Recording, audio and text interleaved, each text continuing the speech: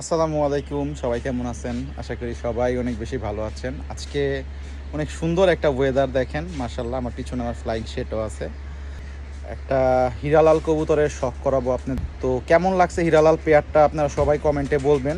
আশা করি খুব সুন্দর একটা পেয়ার আমি দিতে পারছি। চলুন আমার হিরালাল কবুতরটা আপনাদের দেখাই কেমন হয়েছে পেয়ারটা। দর্শক, এই যে মাদিটার চোখ দেখেন,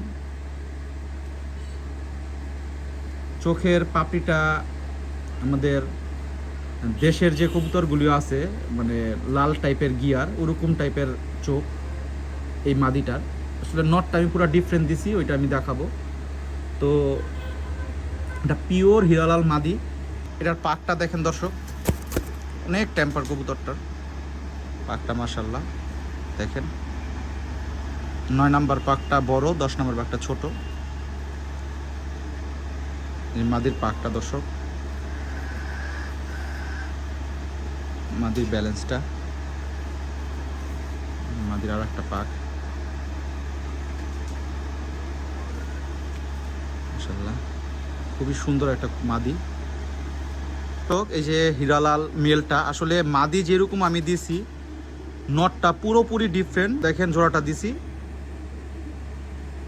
চোখটা দেখেন দর্শক নরের, মাশাল্লাহ। এটা এটার চোখের পাপড়িটা একটু সাদা, ঠিক আছে। এর ব্যালেন্সটা দেখেন দর্শক,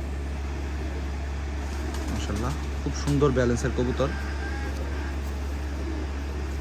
এর পাকগুলি দেখেন দর্শক, কত মোটা মোটা পাক। মাদির তো চিকুন পাক ছিল, আর এর পাক দেখেন কত মোটা। দেখেন দর্শক, আপনারা লক্ষ্য করতেছেন কত মোটা পাকের কবুতর।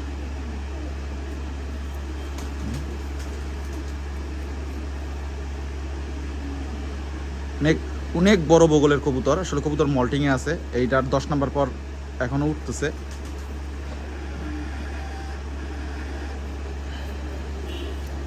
আশা করি হিরালাল পেয়ারটা আপনাদের অনেক সুন্দর লাগছে, ভাল লাগছে।